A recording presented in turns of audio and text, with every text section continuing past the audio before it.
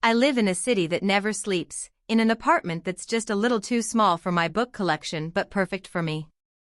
For the past 6 years, my life has been a blur of deadlines, caffeine, and the relentless pursuit of excellence as the lead marketing strategist for a tech giant called Innovate Dynamics. It was a world I thrived in, a world I helped build, until the day the man at the top decided my ambition was a threat he needed to neutralize. This is the story of how a single, dismissive phrase, "It's just a small meeting," became the catalyst for the most calculated professional takedown of my career. Before this story unfolds, I'd love to connect with you. Please let me know in the comments where you're watching from and what time it is in your corner of the world. It's amazing to see how far these stories can travel. The scent of ambition in the Innovate Dynamics office was as potent as the overpriced coffee brewing in the communal kitchen. It was a fragrance I had grown accustomed to, even fond of. It smelled like late nights, color-coded spreadsheets, and the satisfying click of a campaign going live. As the lead marketing strategist, I wasn't just a part of this ecosystem, I was one of its chief architects. I had joined the company when it was a fledgling startup with more dreams than funding, and I had poured my soul into making it the industry leader it was today. My campaigns had won awards, my strategies had doubled our market share, and my name was synonymous with results. My immediate world was the marketing department, a vibrant, chaotic space filled with bright young minds. Among them was Sophia, a junior marketing associate who had joined us about a year ago. She was sharp, eager, and had an almost unnerving ability to mirror the opinions of whoever held power in the room. I'd taken her under my wing, mentoring her, sharing insights, and giving her opportunities to shine. I believed in lifting others as you climb, a philosophy that, in retrospect, was dangerously naive in a corporate environment. The man at the very top of this ladder was Richard Sterling, our CEO. Richard was a charismatic titan of the industry, the kind of leader whose speeches could make you want to run through a brick wall for the company. He had a brilliant mind for business, but it was a mind that operated within a very traditional, very masculine framework. He saw me as his star player, his marketing guru, as he often called me in board meetings. He praised my work, celebrated my successes, but there was always a subtle, unspoken barrier. It was a glass ceiling so clear I could almost forget it was there, until I pressed against it. The pressure point was Project Chimera. This was my magnum opus, a revolutionary marketing initiative I had been developing for over a year. It was a multi-platform, AI-driven campaign designed to personalize customer engagement on a scale never seen before. It was complex, audacious, and I knew it would redefine not just our company's future, but the industry standard. I had presented the initial framework to Richard months ago, and he'd been ecstatic, greenlighting a substantial budget and giving me full autonomy. The final presentation to the board of directors was scheduled in 3 weeks, a meeting that was meant to be my coronation, the moment my career trajectory would launch into the stratosphere. I was gunning for the vacant Chief Marketing Officer, CMO, position, and Chimera was my undeniable claim to it. I lived and breathed Project Chimera. My team and I worked around the clock, fueled by pizza and the thrill of creation. David Chen, a senior data analyst and one of the few people in the company I considered a true friend, was my right-hand man on the technical side. He was a quiet genius, a man who could make data sing. Together, we built the backbone of Chimera, ensuring every algorithm was flawless, every projection airtight. "This is more than just a campaign, Olivia," David had said one late night, staring at a screen of cascading code. "This is a paradigm shift. After this, they can't possibly deny you the CMO spot." I had allowed myself to believe him. The CMO position had been empty for 6 months, and Richard had repeatedly hinted it was mine to lose. "Just knock Chimera out of the park, Olivia," he'd say with a paternalistic pat on the shoulder. "The rest will fall into place." The first sign of trouble was subtle. A week before the big presentation, Richard called me into his expansive corner office, the one with the panoramic view of the city I had helped conquer. He was standing by the window, his back to me, a silhouette of power. "Olivia," he began, without turning around. "Fantastic work on Chimera. Truly groundbreaking. Thank you, Richard. The team has been incredible. He finally turned, a practiced smile on his face. Listen, I've been thinking. The board can be old-fashioned. A project this technically dense might be a bit much for them to digest all at once. I think it would be better if I introduced the core concepts to them first, in a more digestible format. A cold knot formed in my stomach. You mean you want to present it? Just the overview, he said smoothly, waving a dismissive hand. A pre-meeting, if you will. To prime them. I'll be meeting with a few key board members tomorrow morning. It's just a small meeting, nothing formal. You don't need to worry about it. You just keep perfecting the main presentation. With all due respect, Richard, I countered, keeping my voice steady, no one knows this project better than I do. I can handle the board. I can simplify it for them. I have no doubt you can, he said, his smile tightening. But this is about strategy, Olivia. It's about managing expectations.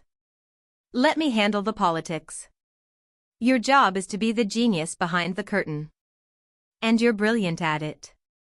The phrase genius behind the curtain hung in the air, thick and suffocating. It was a compliment wrapped in an insult, a gilded cage. He wanted my work, but not my face. He wanted my brilliance, but not my authority.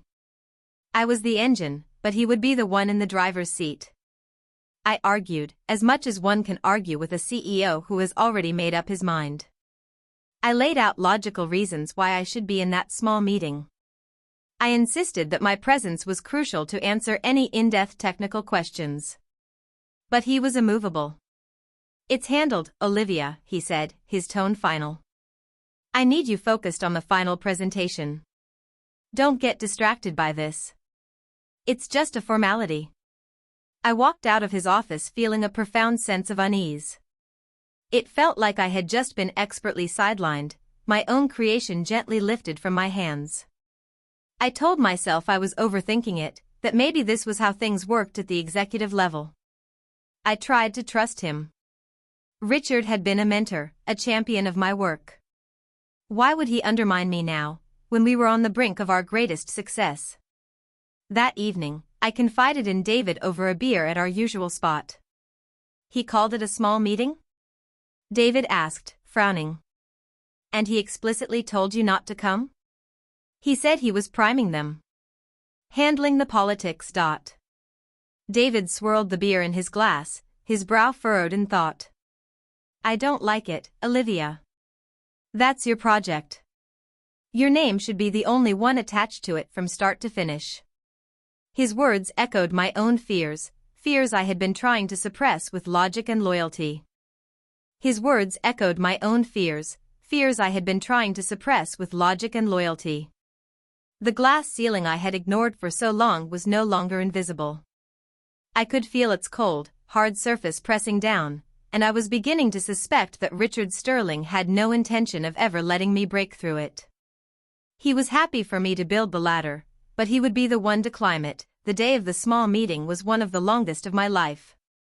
I sat at my desk, staring at the polished, intricate slides of my chimera presentation, feeling a sense of powerless dread.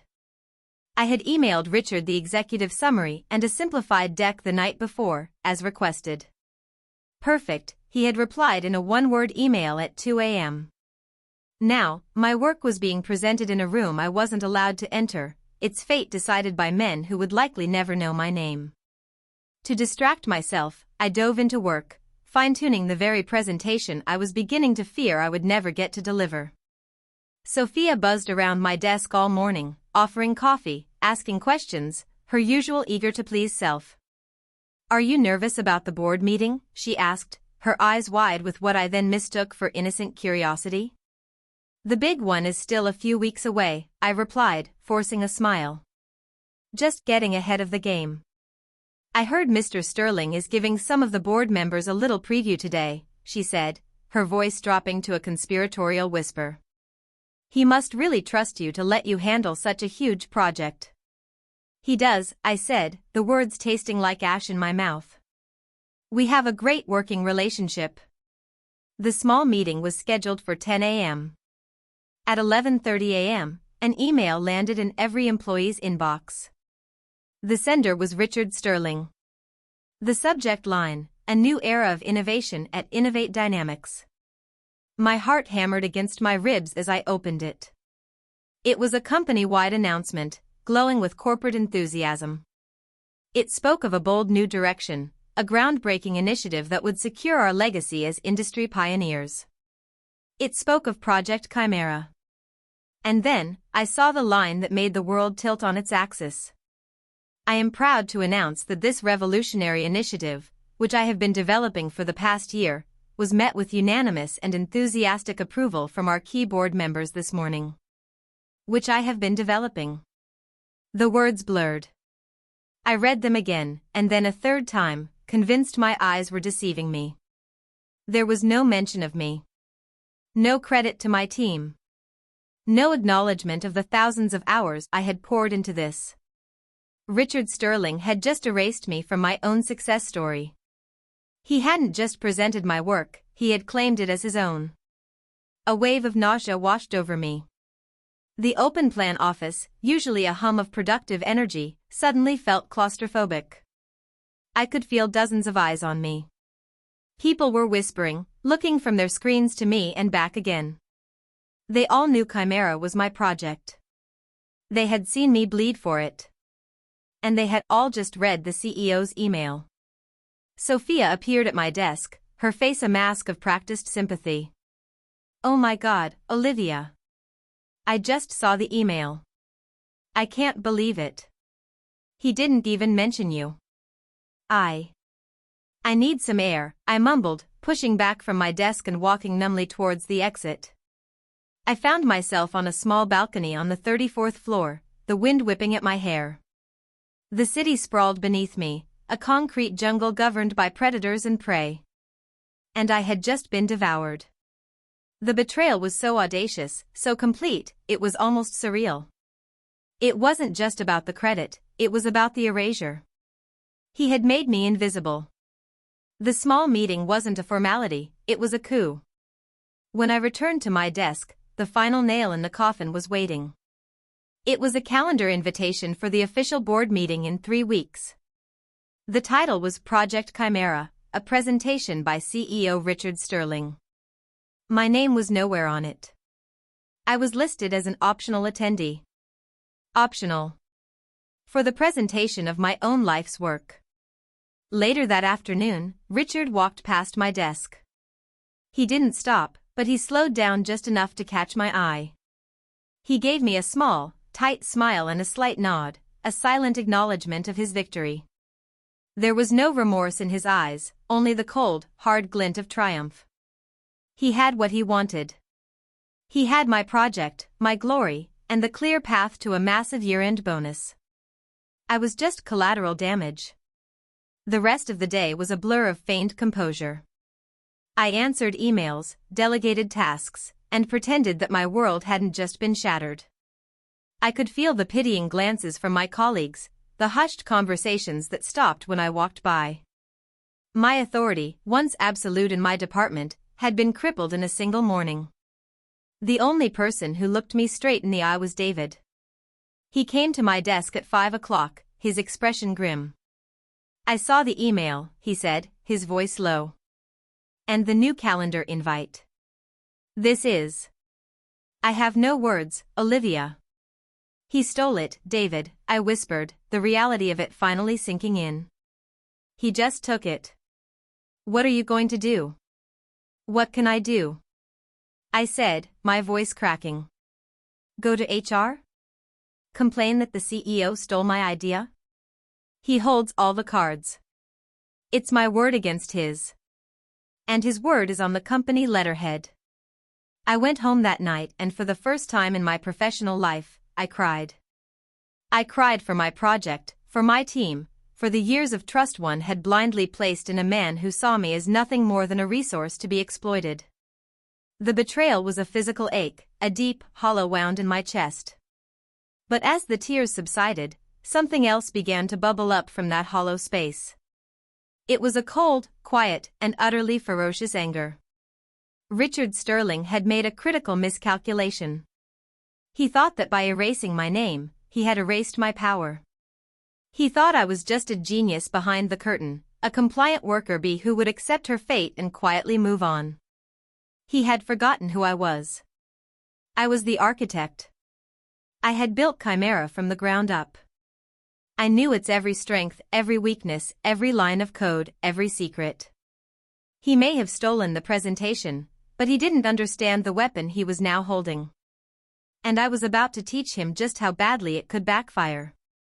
The game wasn't over. He had just made his first move. Now, it was my turn. The days following the announcement were a masterclass in corporate gaslighting. Richard Sterling was now the public face of Project Chimera. He conducted interviews with tech journals, held internal town halls, and basked in the glow of my stolen brilliance.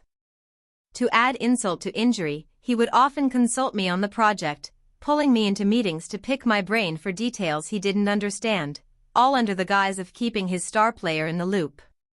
He was performing the role of a magnanimous leader, while simultaneously reminding me of my new, diminished place in his narrative. Sophia, meanwhile, had undergone a startling transformation. She was no longer my mentor, she was Richard's new prodigy. She was always by his side, taking notes, laughing at his jokes, and looking at him with a sycophantic adoration that turned my stomach. She was now the one briefing him on the marketing metrics, using the very frameworks and templates I had taught her. She had seamlessly stepped into the space he had carved out by pushing me aside. The betrayal from Richard was a stab in the back, the one from Sophia was the slow, deliberate twisting of the knife. My colleagues were divided. Some offered quiet, sympathetic glances in the hallway. Others, seeing the new political landscape, shifted their allegiance to Richard and Sophia, eager to align with the new center of power. I was isolated, a ghost haunting the department I had built. But I wasn't idle. My grief had crystallized into a cold, methodical resolve. I knew I couldn't fight him head-on. A public accusation would be career suicide. He was the CEO, I was a disposable employee. I needed proof. I needed leverage. I needed something undeniable, something that would expose him so thoroughly he could never recover. My quest for evidence began with David. As a senior data analyst, he had access to the digital arteries of the company, the servers, the email logs, the access records. He was my only true ally, and I knew I was asking him to risk his career. We met in a noisy coffee shop far from the office, our conversation a low murmur against the backdrop of grinding espresso machines. "I need your help, David," I said, getting straight to the point. "I need to find a digital footprint. Something that proves Chimera was mine." David took a slow sip of his coffee, his eyes thoughtful. "What are you thinking? Your work logs? Your project files? They all have your name on them, but he could argue you were working under his direction. He's the CEO, technically, everything is his." "I know," I said, frustrated. "It's not enough. I need something more. Something that shows his intent to deceive." A smoking gun. A smoking gun in a corporate server is a very, very dangerous thing to look for, Olivia. If IT finds out I'm running unauthorized queries. "I know what I'm asking," I interrupted gently. "And I'll understand if you say no. But I have to do this. I can't let him get away with it." David was quiet for a long moment, staring into his cup. He had always been a man of quiet integrity, someone who believed in fairness and order.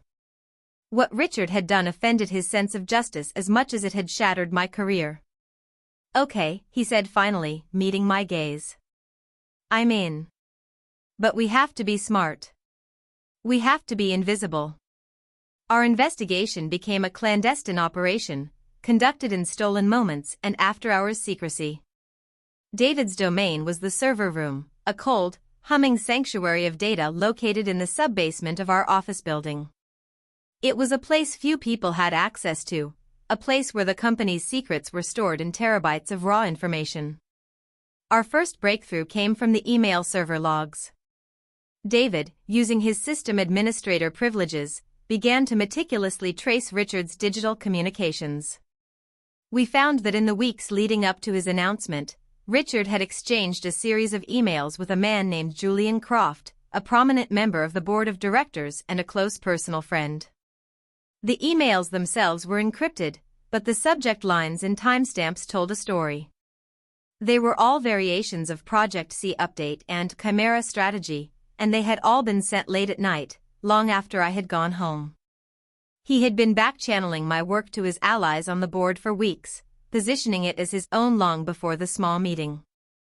He was building his narrative in secret, David whispered, as we huddled over his laptop in the server room, the hum of the machines a constant drone around us.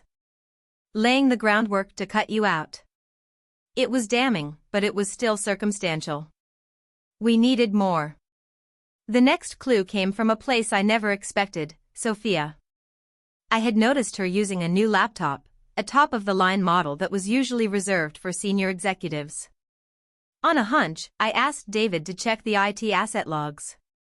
What he found made my blood run cold. Sophia's new laptop had been issued to her 2 days before Richard's announcement. The request had been personally signed off by Richard. But the most revealing detail was the hard drive. It was a clone. The IT log showed that her old hard drive had been completely wiped, and a new image had been installed. The image was an exact copy of a drive belonging to another user, which was highly unusual. The original user whose drive was cloned? Richard Sterling. Why would he give her a clone of his own hard drive? I wondered aloud. Maybe he wanted her to have access to his files, his templates. David mused, typing furiously. But a full clone? That's overkill. And wiping her old drive is like erasing history. What was on it that they didn't want anyone to see? The answer came a few days later. David managed to access the server's shadow copies, backup snapshots of the system taken at regular intervals. He found a snapshot of Sophia's old drive from the day before it was wiped. And on it, we found a folder. It was labeled OC Edits. OC, Bolivia's Chimera. Inside the folder was a treasure trove of damning evidence. There were dozens of versions of my Chimera presentation. The earliest versions were identical to mine. But as we clicked through the files, we saw a systematic process of erasure. My name on the title slide was replaced with Richard's. My biographical slide was deleted. My speaking notes were subtly rephrased to sound like him. Sophia had been tasked with scrubbing me from my own work. She hadn't just been a passive beneficiary of Richard's theft, she had been his active accomplice. She was the one who had meticulously altered the documents, creating the version Richard would present as his own. But the real smoking gun was a single audio file, buried deep within the folder. It was named meeting_prep_rs_sv.m4. RS. Richard Sterling. SV. Sophia Vance. My hand trembled as I double-clicked the file. Richard's voice filled the small server room, smooth and confident. Okay, let's run through it again. Slide 23, the one with the predictive analytics. Olivia's notes are a bit technical. My version needs to be more visionary. Then, Sophia's voice, eager and sycophantic. Of course, Mr. Sterling. I've drafted some new talking points. Instead of algorithm-driven microsegmentation, we can say harnessing the power of predictive intelligence to create bespoke customer journeys. It sounds more powerful. Excellent, Sophia. Excellent, Richard's voice purred. You have a real talent for this. You remind me of myself when I was your age. Having the smoking gun was one thing, knowing how to fire it was another entirely. Releasing the audio file indiscriminately could backfire. It could be dismissed as a doctored recording, or I could be sued for corporate espionage. Richard was the CEO, and the company's legal machine would be at his disposal to crush me. I couldn't just expose the truth. I had to create a scenario where the truth would be undeniable and the fallout would be catastrophic for him, not for me. I needed to connect the digital dots in a way that would lead everyone, the board, the employees, the public, to the same inescapable conclusion. My mind, trained for years to think in terms of multi-layered marketing campaigns, started to build a different kind of strategy. My target audience wasn't customers, it was the board of directors. My product wasn't a tech innovation, it was Richard's treachery. My call to action wasn't a purchase, it was his termination. The first step was to understand the battlefield. I spent a week obsessively researching every member of the Innovate Dynamics board. I read their bios, their interviews, their social media profiles. I identified the key players: Julian Croft, Richard's crony, Eleanor Vance, a formidable and respected tech veteran who valued integrity above all else, and Marcus Thorne, a numbers-driven investor who cared only about the bottom line and brand reputation. Eleanor and Marcus were my targets. If I could convince them, the rest of the board would follow. The next step was to create a catalyst, an event that would force them to pay attention.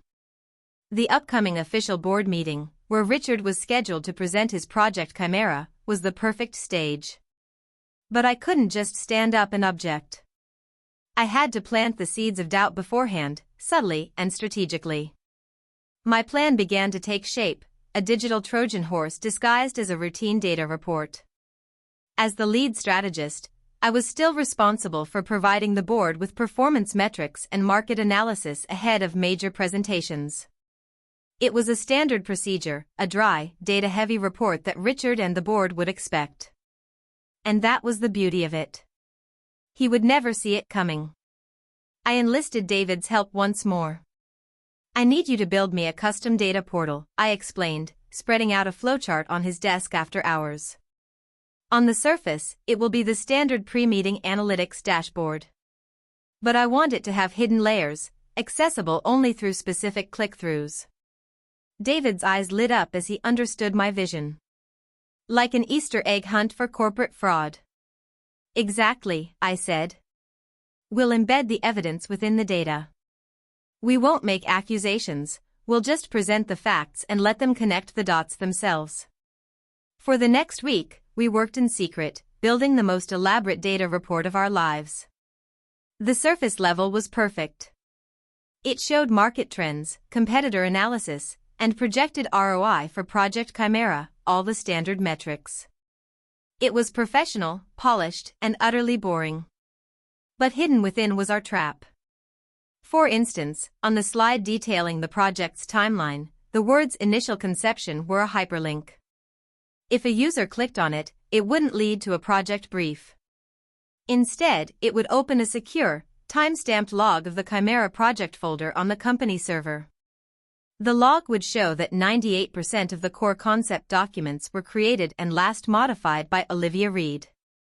Richard Sterling's name would appear only on superficial edits made in the last few weeks. On the slide about team allocation, I included a small, innocuous pie chart labeled Project Hours by Contributor. It would show my name next to a bar representing over 2,000 hours of work. Richard's bar would be a tiny sliver, representing less than 20 hours. Clicking on that sliver wouldn't open his work log. It would trigger a pop-up window displaying the IT asset log, showing the exact date and time Sophia's hard drive was wiped and cloned from Richard's. The final piece, the kill shot, was the audio file. I embedded it in the most mundane place I could think of, the appendix, in the fine print at the bottom of the last page.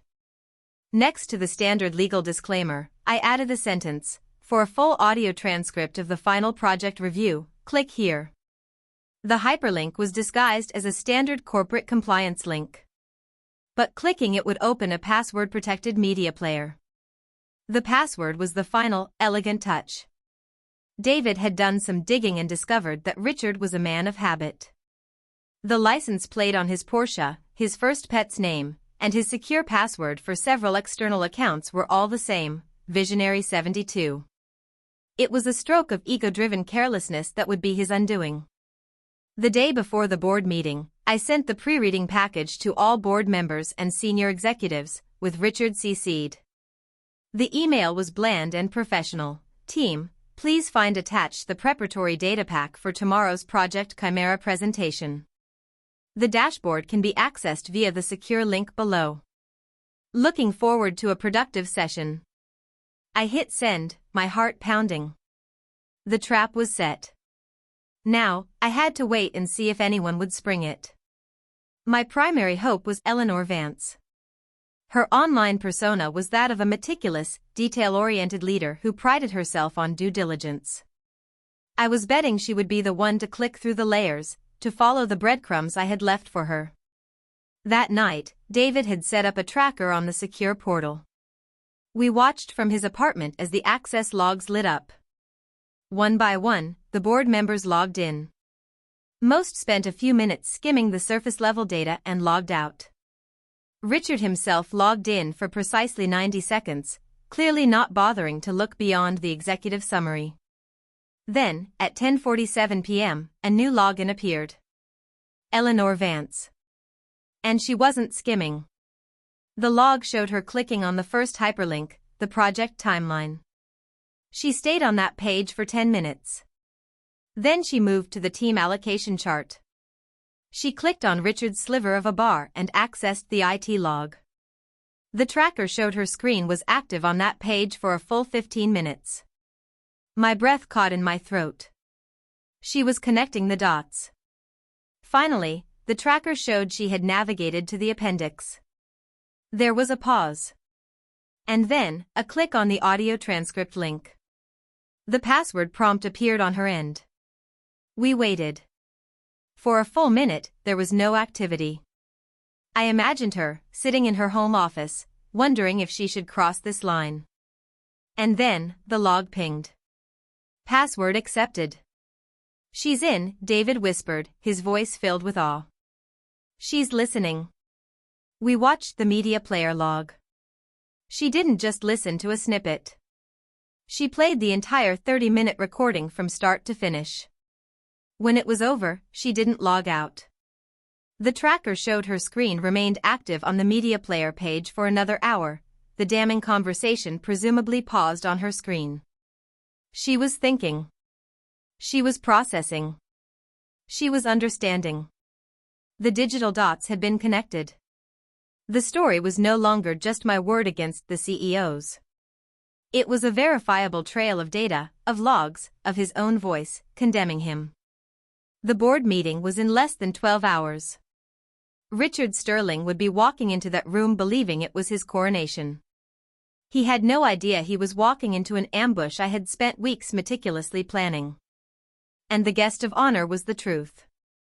The morning of the board meeting, the air in the executive suite was thick with a tense, electric anticipation. Richard Sterling was in his element, striding through the halls with the easy confidence of a king in his court. He was impeccably dressed, his smile radiating a success he hadn't earned. He saw me by the coffee machine and had the audacity to wink at me. "Big day, Olivia," he said, his voice booming. "The day our hard work pays off." The word "our" was a deliberate twist of the knife, a final assertion of his stolen ownership. I gave him a tight, unreadable smile. "Big day, Richard. I'm sure it will be very illuminating." My own role in this meeting was, on paper, minimal. I was there to run the presentation slides from my laptop, which was connected to the main screen, and to be on hand for any deeply technical questions, a role Richard had condescendingly assigned to me. It was a position of subservience, but it was also a position of immense power. The presentation wasn't just on my laptop, it was my laptop. And it contained one final, devastating surprise.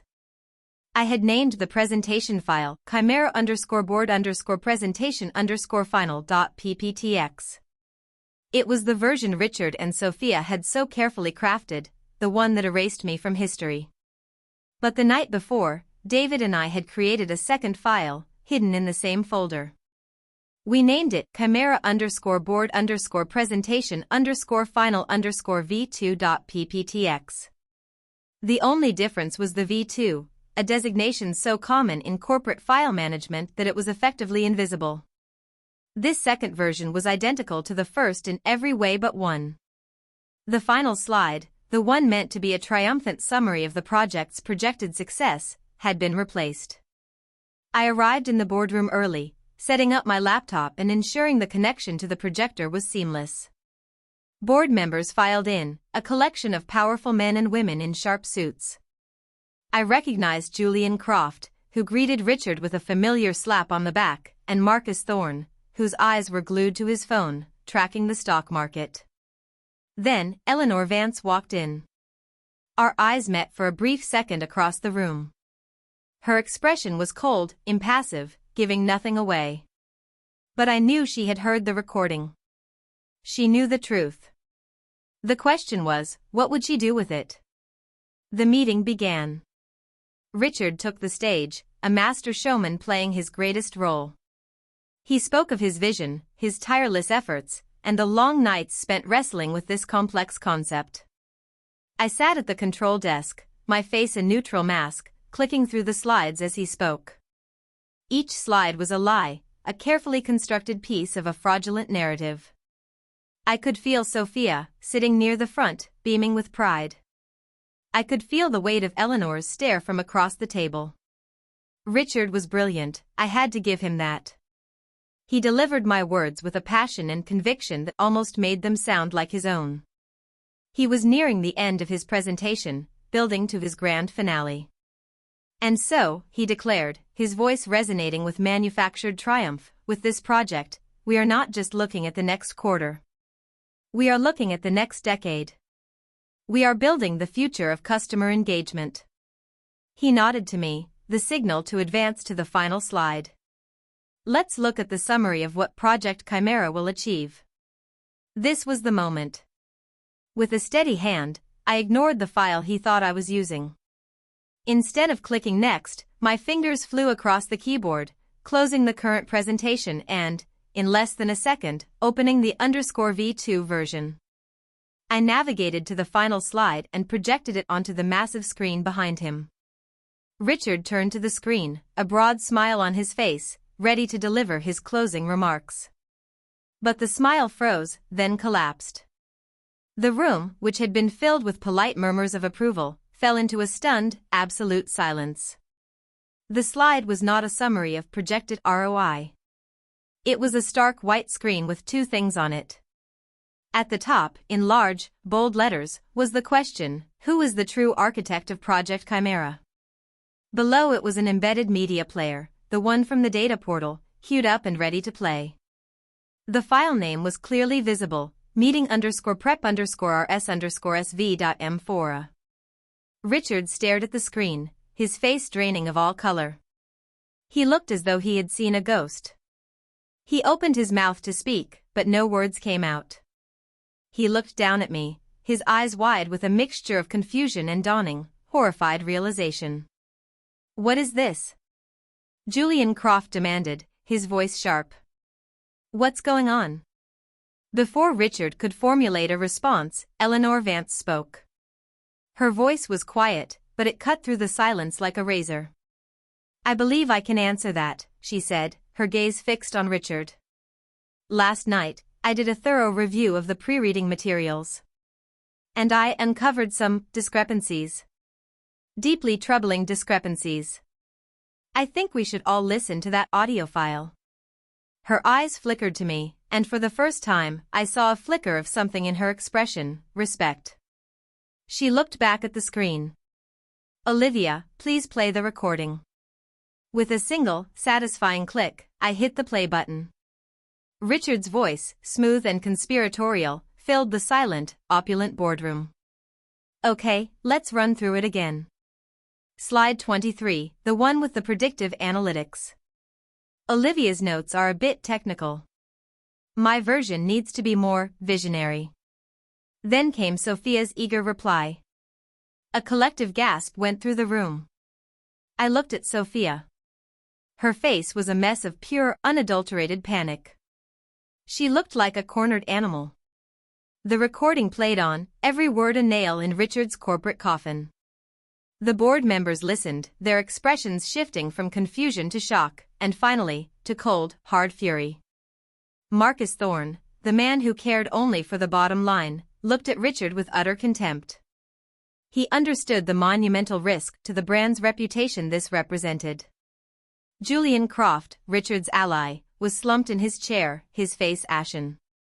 When the 30-minute recording finally ended, the silence that returned was heavier, more damning than before. Richard stood frozen, a statue of a disgraced king, exposed in front of his entire court. All eyes were on him. Eleanor Vance stood up, her presence commanding the room.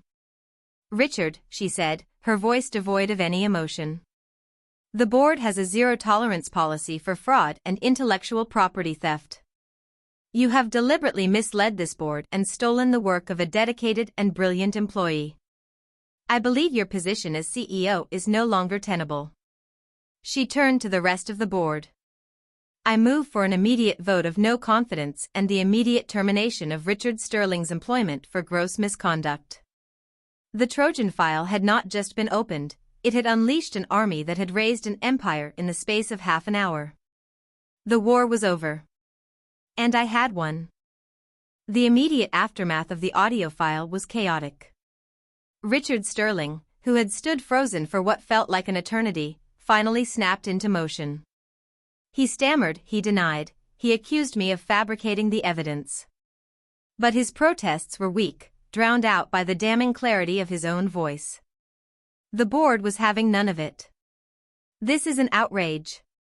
A technical glitch," he blustered, pointing a trembling finger at me. "She has manipulated the files. This is corporate sabotage." Eleanor Vance cut him off with a slice of her hand. "The file you are referring to, Mr. Sterling, was accessed through a link in a data report sent from your own company's servers. A report which also contained server logs and IT records that corroborate a timeline of deceit. Are you suggesting your entire IT department is in on this sabotage?" The color drained from Richard's face as he realized the depth of the trap. He had been so focused on the presentation, so blinded by his own arrogance, that he had never even considered the possibility that the evidence was hidden in the boring, procedural documents he'd ignored. Marcus Thorne, the pragmatist, spoke up next, his voice dripping with icy disdain. "The how is irrelevant at this point, Eleanor. What matters is the what. What we have here is a clear-cut case of executive misconduct. The potential for brand damage and shareholder lawsuits is astronomical. We need to contain this, immediately." The vote was a mere formality. One by one, the board members raised their hands in favor of Eleanor's motion. Even Julian Croft, Richard's friend, reluctantly joined the majority, seeing the futility of defending the indefensible. Richard Sterling was unanimously voted out. He was instructed to gather his personal belongings from his office, escorted by security, and vacate the premises immediately. His access cards were deactivated before he even reached the door. The swift, brutal efficiency of corporate justice was a terrifying and beautiful thing to behold. As security guards flanked a pale, trembling Richard out of the boardroom, his eyes met mine one last time. They held no triumph, no charisma, only a look of pure, unadulterated hatred. He knew. He knew I had been the one to orchestrate his downfall. I held his gaze, my expression calm and unyielding, until the door clicked shut behind him. Then, there was Sophia. During the vote, she had seemed to shrink into her chair, her face white with terror. Now, with Richard gone, all eyes turned to her. Eleanor Vance's gaze was withering. "Ms. Vance. Your name was also on that recording. Your complicity is not in question. You have 10 minutes to clear out your desk." Sophia burst into tears, a pathetic, hiccuping sound that garnered no sympathy. She tried to apologize, to explain, but the board had already moved on. She was a minor casualty, a footnote in the downfall of a king. She scurried out of the room, her promising career at Innovate Dynamics over before it had truly begun. The room was quiet for a moment, the board members processing the sheer velocity of the morning's events. Then, Eleanor Vance turned her attention to me. I stood by my laptop, my heart still racing, but my hands steady. "Ms. Reed," she said, her tone formal but her eyes holding a new light of respect. "Please, have a seat." I took a seat at the massive mahogany table, the same table where just moments before, I had been an invisible functionary. Now, I was the center of attention. "You have done this company a great service today," Eleanor began. "You have exposed a rot at the very top. That took considerable courage. And even more considerable skill." She gestured towards the screen. "That was one of the most elegant corporate takedowns I have ever witnessed." Marcus Thorne grunted in agreement. She protected the company's most valuable new asset, Project Chimera, from a charlatan who would have inevitably run it into the ground. "Her actions haven't just delivered justice, they've protected our investment." Eleanor nodded. "The board is in unanimous agreement. First, we will be launching a full internal investigation, but our priority now is stability and leadership. The position of Chief Marketing Officer has been vacant for too long. And frankly, I can't think of anyone more qualified or more deserving to fill it than the person who actually invented our company's future." She smiled at me, a genuine, powerful smile. "The board would like to offer you the position of CMO, effective immediately. Along with a salary and stock option package that reflects your true value to this company. We will also, of course, be awarding you a substantial bonus as compensation for the intellectual property theft and damages you have endured." The offer hung in the air, rich with victory and vindication.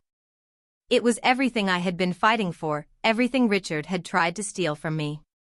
It was the key to the executive suite, the shattering of the glass ceiling. I took a deep breath, letting the moment sink in.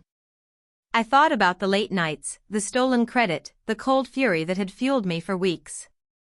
I had not just won, I had rewritten the rules of the game. "Thank you, Ms. Vance," I said, my voice clear and strong. "I am honored. I accept."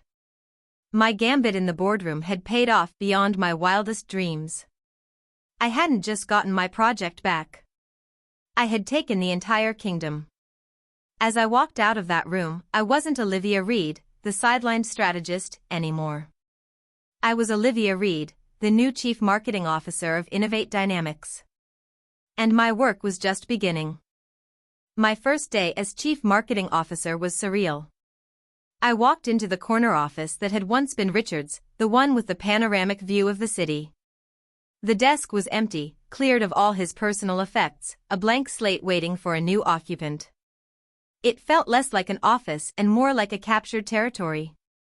The victory was sweet, but the taste of the battle still lingered. The news of Richard and Sophia's sudden departure had spread through the company like wildfire. The official company-wide email, carefully drafted by the board and sent under Eleanor Vance's name, was a masterpiece of corporate speak. It announced Richard's resignation to pursue other opportunities and my immediate promotion to CMO. It praised my visionary leadership and my instrumental role in developing the groundbreaking Project Chimera. My name was now officially and irrevocably cemented to my creation. The reactions from my colleagues were a study in human nature. The ones who had offered me silent sympathy now congratulated me with genuine warmth. The ones who had shifted their allegiance to Richard now approached me with a new, fawning respect, pretending they had been on my side all along. I accepted their congratulations with a professional grace, but I made mental notes. I knew who my real allies were. My first official act as CMO was to promote David Chen to Director of Data Science. I called him into my new office. He walked in, looking around with a wide, incredulous grin. "Director Chen, I presume?" I said, smiling. He laughed, a sound of pure, unadulterated joy. "CMO Reed. It has a nice ring to it. How does it feel?" "Like justice," I said, and I meant it. "I couldn't have done it without you, David. You risked everything for me." "We did it," he corrected me. "And it was worth it.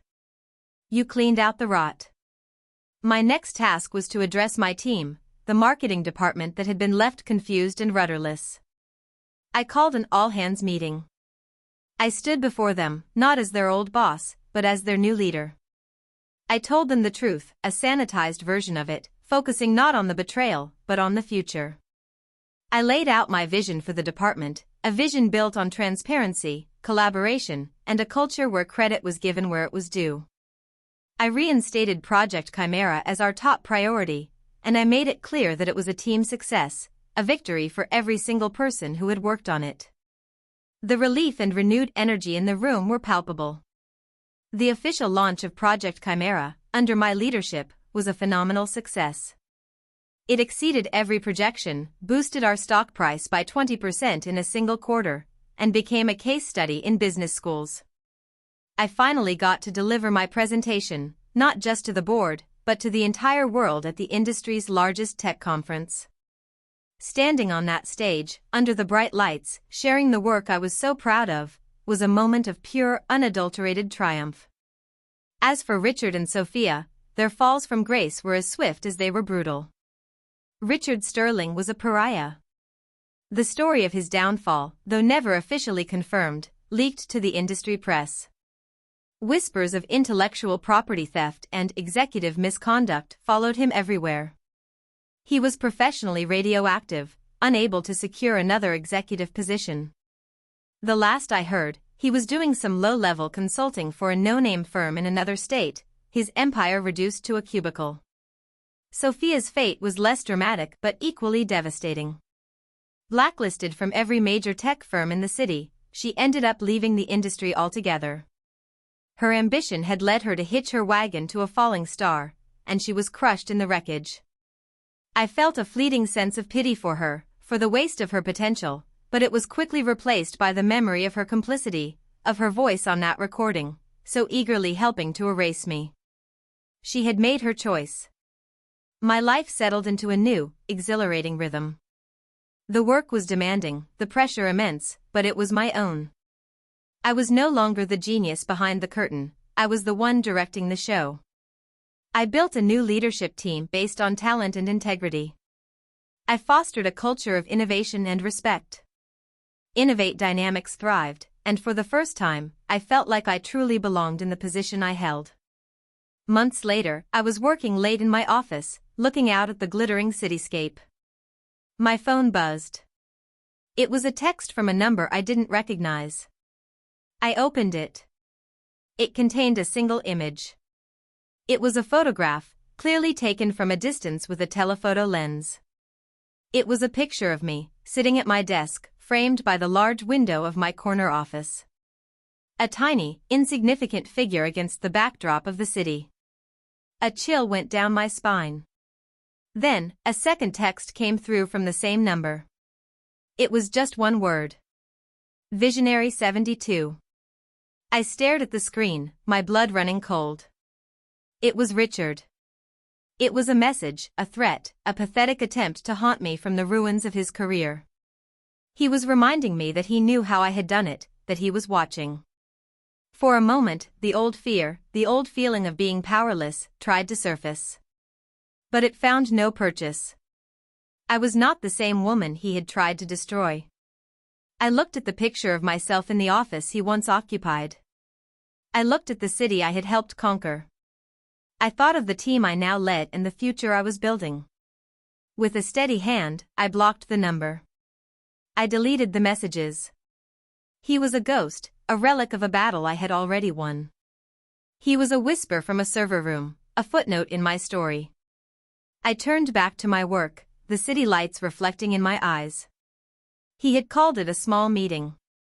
He had no idea it would lead to my new, expansive horizon. And I was just getting started.